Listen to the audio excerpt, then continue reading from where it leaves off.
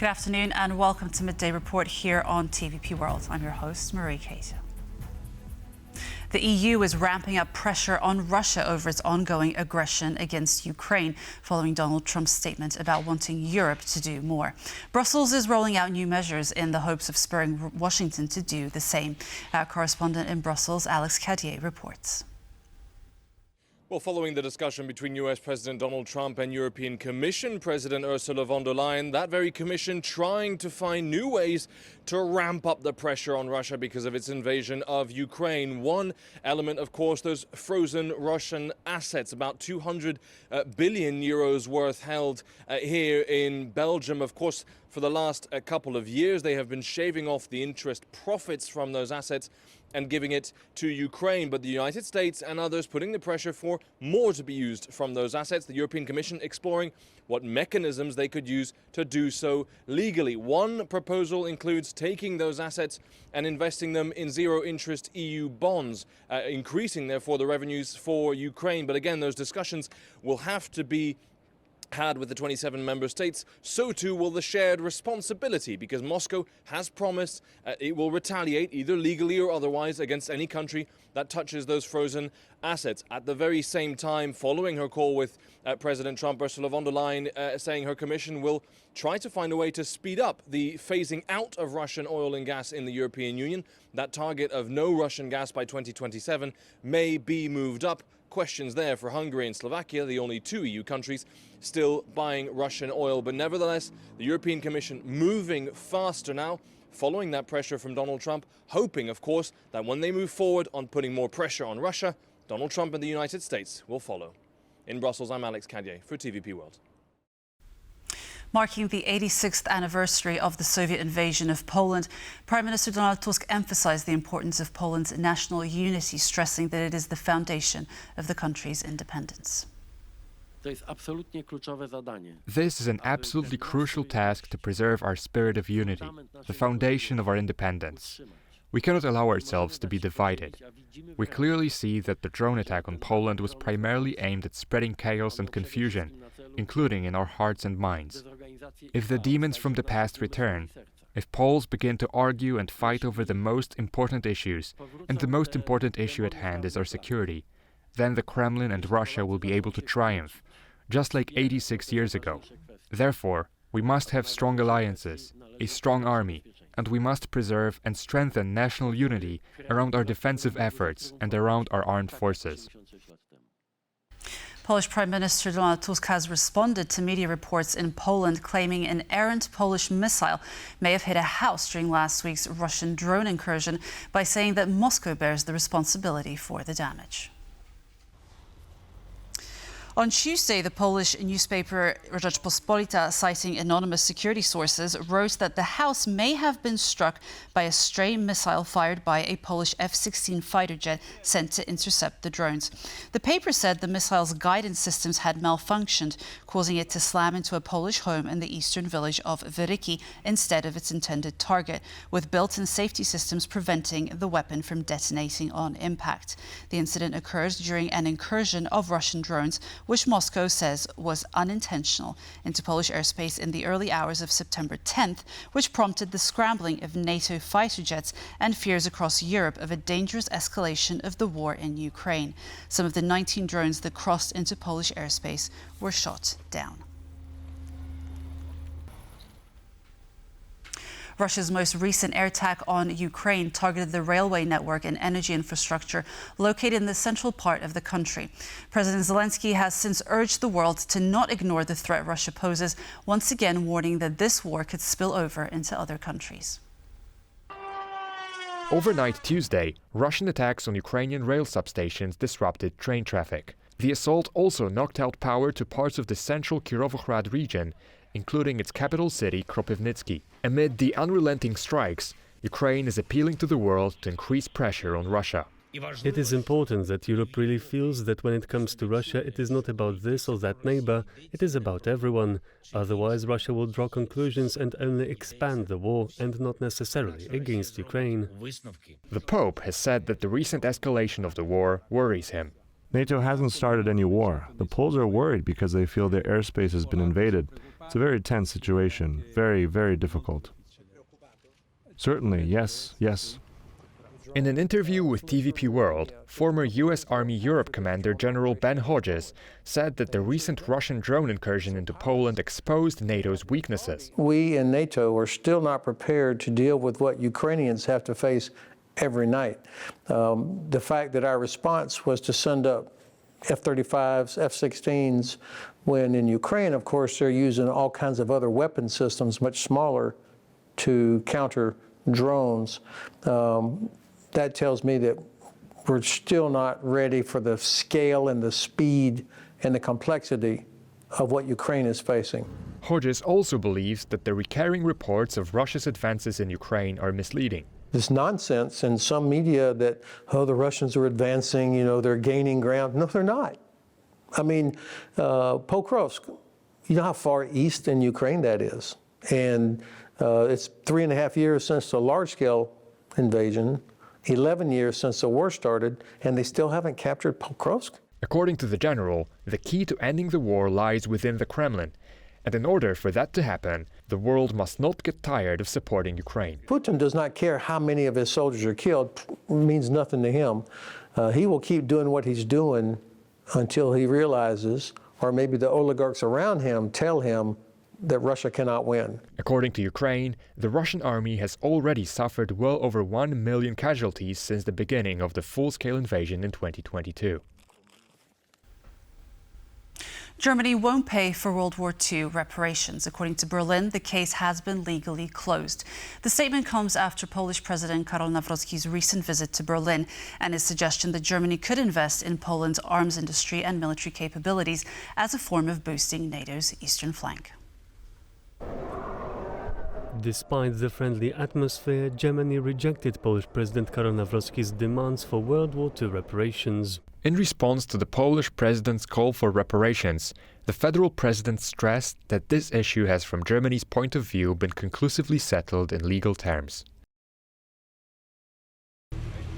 The German authorities frequently cite the reparations the country already paid to the Soviet Union as the solution which should satisfy Poland's reparations claim. But whether the claim has in fact been satisfied is questioned by many in Poland, including President Karol Nawrocki, who brought up the matter during a commemoration of the outbreak of World War II earlier this month. For our common future, for the security of our alliances, we are waiting for reparations from the German state. Amid a deadlock in reparation talks, Nawrocki suggested a move towards German financing of Poland's arms industry and military capabilities. It's not a finished plan, but it's a proposal for Germany to start paying reparations, thereby strengthening the Polish army and its military capabilities, while bolstering NATO's eastern flank, something we all care about. But some experts say that Nawrocki's reparation demands come at a most inopportune moment. And I think it is very unfortunate that at a very crucial moment for Poland and Germany, when our security is in danger, when we have war at our borders, that the issue of the war, which is 8 years past, 8 years back, is dominating our bilateral relationship and not the question how to defend ourselves together. According to the latest poll commissioned by private media company Onet, more than 50% of Poles support President Nawrocki's efforts to obtain reparations from Germany. US President Donald Trump and First Lady Melania have just arrived in Windsor and have been greeted by senior members of the royal family, including King Charles and Queen Camilla. Among the key points on the trip's itinerary are a banquet hosted by King Charles and trade talks with Prime Minister Keir Starmer. A royal welcome. A full sovereign's escort, trumpets, horses, and the biggest parade the household cavalry can mobilize, and all to greet US President Donald Trump. This is a full sovereign's escort, which means that the whole regiment is behind this effort. The King and Queen Camilla welcomed Donald Trump and First Lady Melania to Windsor Castle for a state visit. Windsor Palace will host a banquet with King Charles, while British Prime Minister Keir Starmer is set to welcome Trump at the PM's country house Chequers for trade and security talks on Thursday. Specifically, the UK and the United States have agreed on a technology pact aimed at boosting ties in AI, quantum computing, and civil nuclear energy. Ahead of Trump's state visit, Google had already allocated $6.8 billion towards UK investment. I'm a huge fan of the royal family. I love the Queen, I love Charles, and I think that it's amazing that despite the politics, we have something that can bring the countries together, sort of above the politics. And I think what this state visit is amazing to kind of keep that special relationship. But not everyone is celebrating. I mean, it looks lovely. And if it had been Obama, Joe Biden, it would be a completely different atmosphere here. But it's not, it's Donald Trump. He's in Putin's pocket, he's making the war in Palestine worse, he's supporting Netanyahu, Christo-fascism in America, he's surrounded by ignorant sycophants who are just all about their money as well, and the Epstein scandal, everything at the moment is a distraction. Protests followed Trump to Windsor, where banners linked him to convicted sexual offender Jeffrey Epstein. But others welcomed the visit. I think that one of the greatest things about our country and about America is its diversity. And so I think it's really important to share the message with both him and our leaders here that that's our strength. Politics and royal pageantry. Trump's visit promises both a spectacle on the surface and tough diplomacy underneath. For TVP World, I'm Diana Skaya. Ukrainian company Swarmer, which develops software enabling drones to operate in swarms, has secured $15 million in funding from U.S. investors. Swarmer's solutions have been used on Ukraine's front lines, testing the cutting edge in drone technology. Drones have changed the modern battlefield forever. And Ukraine is at the forefront of this technological shift, with the country aiming to build 4 million of these machines only this year. Ukraine's effort have caught attention of foreign investors, with a group of them injecting Swarmer, a company that infuses drones with autonomy, with $15 million. Ukrainian developers are creating solutions that have no analogues and are transforming the battlefield itself. The fact that American investors are investing in our technologies shows that the world not only believes in Ukraine's potential, but is ready to help us bring these battle-proven innovations to the frontline at scale. Swarmer's solutions allow the drones to communicate and make decisions, like when to strike, by themselves. The company has been featured in a recent Wall Street Journal profile. And it's not only American investors who are interested in Ukrainian drones, it's also the Europeans. This is why I can also announce that Europe will front-load 6 billion euros from the air alone and enter into a drone alliance with Ukraine. Ukraine has the ingenuity. What it needs now is scale, and together we can provide it. This loan is not a selfless act. Ukrainian battle-tested technology could be used in building a drone wall along the NATO's eastern flank, which is prone to Russian incursions. In Greenland, young people receive training in military and emergency skills via the Arctic-based training program. The project aims to boost resilience on the strategic island as Russia strengthens its military presence in the Arctic.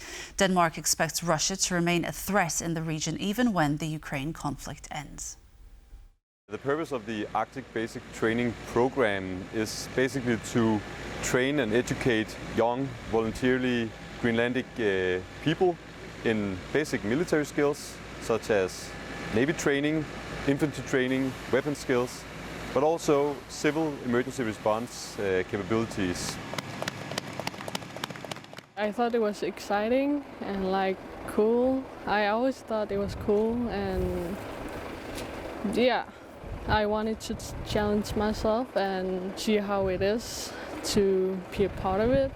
They get a skill set of basic infantry skills, so they are able to work as a soldier, and they are taught weapons training, so they are taught how to shoot and use a weapon. They're also taught first aid, Arctic first aid, and the purpose for that is that so that they can apply for further education in the Danish defense if they want to go either the Navy or in the Army or in the Air Force. I think that the young Greenlandic people will use the skills they are taught at the Arctic Basic Training Program to create resilience in their small towns, their cities, all around Greenland, whether it's for civil emergency or in the police or in the Danish defense. While Russian and Belarusian armies participated in the Zapad 2025 exercises, a partially inflated decoy plane was spotted at a Russian naval airbase. The presence of the sagging plane was highlighted by defense analyst Guy Plopsky, who posted stills from a Russian Ministry of Defense video to his social media. The decoy was spotted at the Severomorsk 1 naval airbase in the northwestern part of the country. During the ongoing conflict in Ukraine, both sides have effectively deployed thousands of military decoys to deceive their adversaries, making them squander ammunition, time and resources. The process of depleting shells and missiles is very beneficial, as decoys might cost as little as $10,000, while a single Excalibur GPS-guided shell costs 7 times more. The deployment of decoys, however, has a much longer tradition than the war in Ukraine. Their most famous moment came during World War II, when the Allies created an entirely fake army group to deceive the Nazis and prepare the D-Day landings in Normandy. And that concludes Midday Report. Thank you so much for being with us, and stay tuned for more on TVP World. Goodbye.